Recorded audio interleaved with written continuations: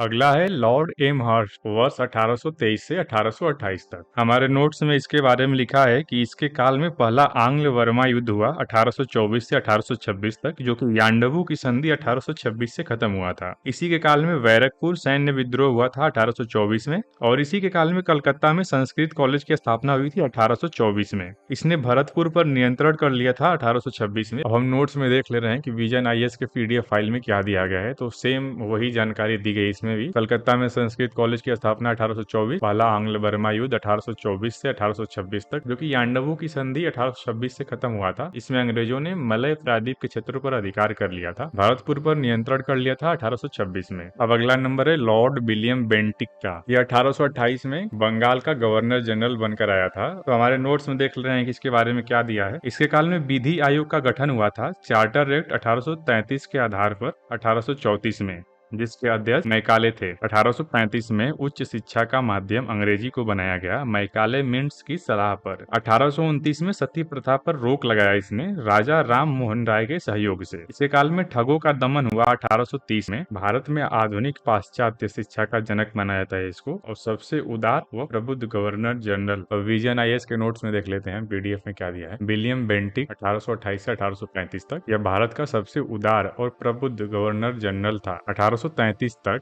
बंगाल के governor general के रूप में और 1833 से 1835 तक भारत के पहले गवर्नर जनरल के रूप में कार्य किया। इसके काल में ठगी का दमन हुआ 1830 में। इसी के काल में 1833 का चार्टर एक्ट आया। इसके तहत यह प्रावधान किया गया था कि कंपनी किसी भी भारतीय प्रजा को उसके धर्म, जन्म स्थान, मूल वंश और रंग के आधार पर पद धारण करने से वंचित नहीं किया जाएगा। इसे भारत में आधुनिक पाश्चात्य शिक्षा का जनक माना जाता है। इसके अच्छे काम क्या है? सुधारात्मक कार्य। वर्ष 1835 का संकल्प और शैक्षिक सुधार तथा आधिकारिक भाषा के रूप में अंग्रेजी की शुरुआत। शिक्षा पर मैकाले के स्मरण पत्र के अनुसार सती और अन्य क्रूर प्रथाओं का उन्मूलन इसने किया। 1829 में कॉर्नवालिस द्वारा स्थापित प्रांतीय अपीली अदालतों और सर्किट न्यायालयों को समाप्त कर दिया गया। राजस्व और सर्किट आयुक्तों की नियुक्ति की गई। अब इसकी दमनकारी कार्यवाहियों के बारे में देख लेते हैं। मैसूर वर्ष 1831, कुर्ग वर्ष 1834 और मध्य कछार 1834 का अधिग्रहण, मतलब उस पर कब्जा कर लिया। वर्ष 1831 में महाराजा रणजीत सिंह के साथ शाश्वत मित्रता की संधि की गई थी। तो अगला है लॉर्ड मेटकॉफ 1835 से 1836। इसके सुधारात्मक कार्य यानी कि बढ़िया काम क्या थे इसको देख लेते हैं। भारत में प्रेस पर से प्रतिबंध हटाने वाला नया प्रेस कानून पारित किया गया था इसी के समय। वर्ष 1823 के लाइसेंसिंग विनियम को निरस्त कर दिया गया था। भारत में प्रेस के मुक्तिदाता के रूप में जाना गया। वर्ष 1836 में कलकत्ता में पब्लिक लाइब्रेरी की स्थापना की थी इसने। अब अगला नंबर है लॉर्ड ऑकलैंड का। इसके बारे में देख लेते हैं। लॉर्ड ऑकलैंड हमारे नोट से 1836 से 1842 तक। इसके काल में पहला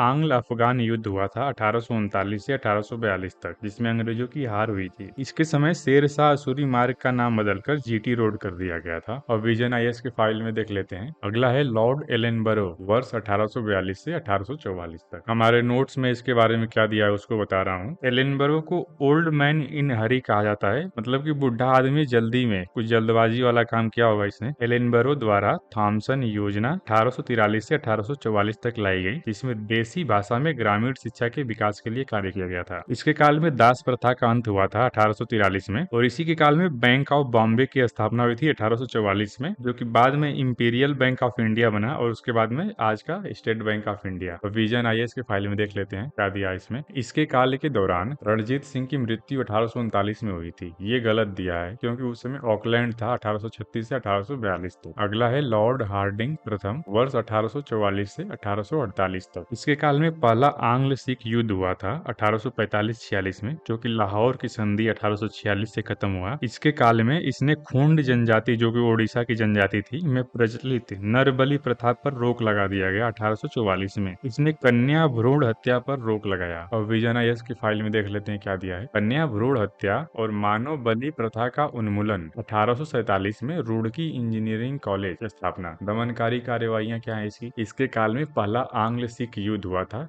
1845 से 1846 तक, जो कि लाहौर की संधि 1846 से खत्म हुआ। इसने रोजगार देने में अंग्रेजी शिक्षित को प्राथमिकता दी, मतलब कि अंग्रेजी जानने वाले को प्राथमिकता दिया इसने कि पहले इसको नौकरी मिलेगी। इसके बाद आता है लॉर्ड डलहौजी, वर्ष 1848 से 1856 तक। अपने नोट से पहले बता दे रहा हूँ इसमें क्या दिया है। इसका मूल नाम जेम्स एंड्रयूज डाउन रैमजे था। इसके काल में ब्रिटिश साम्राज्य का सर्वाधिक विस्तार हुआ था। हड़प नीति या व्यपगत सिद्धांत इसी ने दिया था। इसी के काल में रेलवे की शुरुआत हुई थी। पहली ट्रेन बम्बई से थाड़े तक 16 अप्रैल 1853 को चलाई गई थी। चलाने वाली कंपनी का नाम ग्रेट इंडियन पेनिनसुला कंपनी। इसी के काल में भारतीय डाकघर अधिनियम 1854 आया और पहला डाक टिकट जारी किया गया। इसके समय दूसरा आंग्ल सिख युद्ध हुआ था 1848 से 1849 तक। इसी के काल में आंग्ल बर्मा युद्ध हुआ था दूसरा वाला 1851 से 1852 तक। इसने भारतीय बंदरगाहों को अंतर्राष्ट्रीय व्यापार के लिए खोला था और इसने ग्रीष्मकालीन राजधानी शिमला को बनाया। हालांकि वो ऑफिशियल नहीं थी, आधिकारिक रूप से जॉन लॉरेंस ने 1864 में शिमला को दूसरी राजधानी बनाया था ग्रीष्मकालीन। इसके काल में वुड्स डिस्पैच 1854 आया था, जिसको भारतीय शिक्षा का मैग्ना कार्टा कहा जाता है, जो कि उच्च शिक्षा से संबंधित था। इसने पृथक यानी कि अलग सैन्य विभाग की स्थापना की थी और इसने अवध का विलय कर लिया था 1856 में कुप्रशासन के आधार पर। और कुप्रशासन की रिपोर्ट जो है जेम्स आउटरम ने तैयार किया था। इसके काल में सुधारात्मक कार्य जो हुए हैं, कलकत्ता, बॉम्बे और मद्रास में उच्च न्यायालयों की स्थापना की गई है और दमनकारी कार्रवाइयों में वहाबी आंदोलन को कुचल दिया गया। अगला है जॉन लॉरेंस। इसका कार्यकाल है 1864 से 1869 तक। इसके समय केशव चंद्र सेन ने टेबरनेकल ऑफ न्यू डिस्पेंसेज नव विधान की स्थापना की थी। इसके सुधारात्मक कार्य क्या है देख लेते हैं। वर्ष 1863 में भारत की ग्रीष्मकालीन राजधानी के रूप में शिमला की स्थापना किया था इसने ऑफिशियल। वैसे अनऑफिशियल किसने किया था? डलहौजी ने। इलाहाबाद उच्च न्यायालय की स्थापना वर्ष 1866 में हुई थी। इसी के समय दमनकारी कार्रवाइयां इसके काल में क्या हुई? भूटान युद्ध हुआ था 1865 में। अंग्रेजों ने भूटान को पराजित कर दिया तथा असम और बंगाल द्वारों को अपने नियंत्रण में कर लिया था। अगला है लॉर्ड मेयो, वर्ष 1869 से 1872 तक। इसको देख लेते हैं। वैसे ये एकमात्र वायसराय है जिसकी हत्या कर दी गई थी उसके कार्यकाल में ही। इसमें दिया भी है लॉर्ड मेयो के कार्यकाल में ही उसकी हत्या कर दी गई थी। उसने वित्तीय विकेंद्रीकरण की शुरुआत किया था। वहाबी आंदोलन से निपटने के लिए वर्ष 1870 का राजद्रोह अधिनियम पारित हुआ था इसके समय में। इसके सुधारात्मक कार्य क्या है? भारतीय राजकुमारों के राजनीतिक प्रशिक्षण के लिए कठियावाड़ में राजकोट कॉलेज और अजमेर में मेयो कॉलेज खोले गए थे। भारतीय सांख्यिकी सर्वेक्षण तथा कृषि एवं वाणिज्य विभाग की स्थापना की गई थी और इसी के समय राज्य रेलवे की शुरुआत की गई थी। इसकी हत्या पोर्ट ब्लेयर में एक कैदी द्वारा कर दी गई थी और इसकी समाधि वहीं स्थित है। और इसी के काल में पहली बार जनगणना की गई थी 1872 में। अगला है लॉर्ड नॉर्थब्रुक, वर्ष 1872 से 1876 तक। इसके काल में ज्योतिबा फुले ने 1873 में सत्य शोधक समाज की स्थापना की थी। वर्ष 1875 में प्रिंस ऑफ वेल्स का भारत आगमन हुआ था। उसके कार्यकाल में बड़ौदा के गायकवाड़ पर मुकदमा चलाया गया था। पंजाब में कुका आंदोलन की शुरुआत हुई थी। एक कुकी आंदोलन भी है जो कि मणिपुर से रिलेटेड है और कुका वाला पंजाब से। इसने अफगानिस्तान मुद्दे के कारण इस्तीफा दे दिया था। अपने नोट्स से बता रहा हूँ कुछ इसमें। इसी के समय मोहम्मडन एंग्लो ओरिएंटल कॉलेज की स्थापना 1875 में सर सैयद अहमद खान द्वारा हुई थी, जो कि आगे चलकर 1920 में अलीगढ़ मुस्लिम विश्वविद्यालय बना। अगला है लॉर्ड लिटन, वर्ष 1876 से 1880 तक। इसके काल में महारानी विक्टोरिया को कैसर हिंद की उपाधि दी गई थी। रिचर्ड स्ट्रेची की अध्यक्षता में अकाल आयोग का गठन किया था इसने वर्ष 1878 में, जो कि वर्ष 1876 से 78 तक अकाल पड़ा था उसकी जांच के लिए गठित किया गया था। इसके कार्यकाल में वर्ष 1870 में पहले दिल्ली दरबार का आयोजन किया गया था। इसी के समय दक्कन कृषि राहत अधिनियम 1876 पारित हुआ था। यह भारत शस्त्र अधिनियम 1878 लाया था, जो कि हथियार रखने या बेचने के लिए लाइसेंस की जरूरत होती थी जिसमें।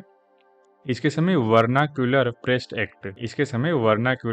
एक्ट 1878 लाया गया था, जो कि भारतीय भाषा में प्रकाशित समाचार पत्रों पर प्रतिबंध लगाता था। इसके समय दूसरा आंग्ल अफगान युद्ध हुआ था 1878 से 1880 तक। इसने सिविल सेवाओं में प्रवेश करने की अधिकतम आयु 21 वर्ष से घटाकर 19 वर्ष कर दिया था। इसके समय भारत में राष्ट्रवाद का उदय हो रहा था। अगला है लॉर्ड रिपन, 1880 से 1884 तक। अपने नोट से पहले बता रहा हूँ इसमें। यह भारत का सबसे लोकप्रिय वायसराय है। इसको स्थानीय स्वशासन का जनक माना जाता है। इसके समय पहला कंपनी अधिनियम 1881 आया था। इसने वर्नाक्यूलर प्रेस एक्ट को रद्द कर दिया था 1882 में। इसी के समय पहली बार नियमित जनगणना हुई थी हर 10 साल पर, पहली बार 1881 में। इसके समय इल्बर्ट बिल विवाद हुआ था 1884 में। इल्बर्ट बिल जो है भारतीय जजों को यूरोपीय जजों के समान ही अधिकार देने की बात करता था। मतलब कि जो भारतीय जज हैं वो ब्रिटिश नागरिकों पर भी मुकदमा चला सकते हैं या उनकी सुनवाई कर सकते हैं। इसका विरोध हुआ था। इसको फ्लोरेंस नाइटिंगेल ने भारत का उद्धारक कहा था। इसको फ्लोरेंस नाइटिंगेल ने भारत का उद्धारक कहा था। आपको पता होगा कि फ्लोरेंस नाइटिंगेल का जन्म इटली में हुआ था और इनको आधुनिक नर्सिंग आंदोलन का जनक माना जाता है। इनको the lady with the lamp के नाम से जाना जाता है। लॉर्ड रिपन के काल में हंटर आयोग 1882 में आया, जो कि प्राथमिक शिक्षा में सुधार से संबंधित था। अब हम विजन आईएएस के फाइल में देख लेते हैं क्या दिया है। लॉर्ड रिपन 1880 से 1884। इसके कार्यकाल के दौरान इल्बर्ट बिल विवाद 1883-84 में हुआ था। इसने मैसूर में शाही घराने के उत्तराधिकार को मान्यता दी। रिपन को भारत में स्थानीय स्वशासन के जनक के रूप में जाना जाता है। इसके सुधारात्मक कार्य क्या है? उसने वर्नाक्यूलर प्रेस एक्ट वर्ष 1882 को निरस्त कर दिया था। श्रमिकों की स्थिति में सुधार के लिए पहला कारखाना अधिनियम 1881 पारित हुआ था। स्थानीय स्वशासन पर सरकारी संकल्प 1882 में। पहली पूर्ण जनगणना का आयोजन 1881 में हुआ था। हंटर आयोग जो कि प्राथमिक शिक्षा से संबंधित था 1882 में। अगला है लॉर्ड डफरिन 1884 से 1888 तक। इसके काल में तीसरा आंग्ल बर्मा युद्ध हुआ था 1885-86 में। इसी के समय बंगाल काश्तकारी अधिनियम 1885 आया था। इसी के कार्यकाल के दौरान भारतीय राष्ट्रीय कांग्रेस की स्थापना हुई थी 1885 में एओ ह्यूम द्वारा। तीसरा आंग्ल बर्मा युद्ध हुआ 1885 में। इसमें अंग्रेज जीत गए थे और उन्होंने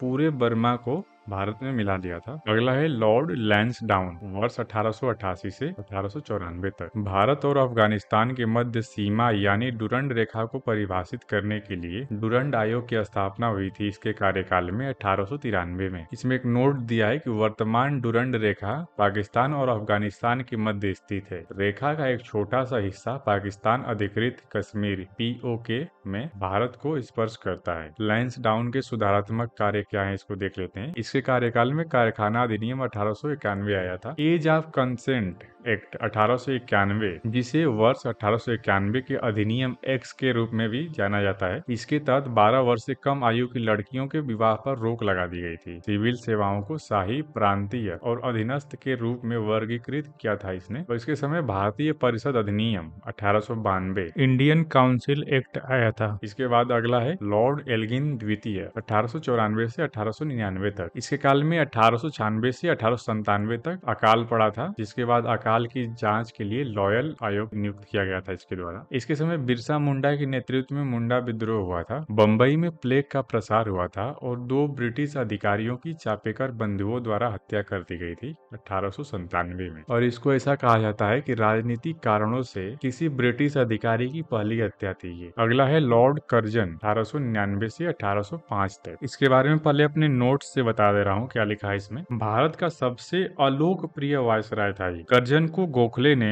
आधुनिक भारत का औरंगजेब कहा था। इसके समय भारतीय टंकन व पत्र मुद्रा अधिनियम 1899 पारित किया गया था, जिसमें पाउंड को भारत में मान्य घोषित किया गया था। इसके समय विश्वविद्यालय आयोग की स्थापना 1902 में की गई थी, जिसके अध्यक्ष थॉमस रैले को बनाया गया था। इसके समय विश्वविद्यालय सुधार अधिनियम 1904 आया था। इसने पुलिस प्रशासन में सुधार हेतु पुलिस आयोग का गठन 1802 में किया था, जिसके अध्यक्ष एंड्रयू फ्रेजर। इसके समय प्राचीन स्मारक संरक्षण अधिनियम 1904 आया था। इसने सिंचाई आयोग का गठन किया था, अध्यक्ष थे मान क्रीफ। इसके समय अकाल आयोग का गठन किया गया था, जिसके अध्यक्ष थे मैकडोनाल्ड। इसी ने बंगाल का विभाजन किया 1905 में, जिसके विरोध में स्वदेशी आंदोलन 1905 में ही हुआ था, जिसको बंग भंग विरोधी आंदोलन भी कहा जाता है, जिसके प्रमुख नेता सुरेंद्र नाथ बनर्जी थे। इसी के समय दूसरा दिल्ली दरबार का आयोजन हुआ 1903 में। लॉर्ड कर्जन 1899 से 1905। वर्ष 1899 से 1900 का भारतीय अकाल इसके काल में पड़ा। मैकडोनल्ड के अधीन एक अकाल आयोग की स्थापना किया गया था। वर्ष 1901 में सीमावर्ती जनजातियों के विद्रोह को रोकने के लिए उत्तर पश्चिम सीमांत प्रांत का निर्माण किया इसने। इसके समय करजन किचनर विवाद हुआ। वर्ष 1903 में दूसरे दिल्ली दरबार का आयोजन हुआ। बंगाल विभाजन के खिलाफ कांग्रेस द्वारा स्वदेशी आंदोलन की शुरुआत। सुधारात्मक कार्य है कलकत्ता कारपोरेशन एक्ट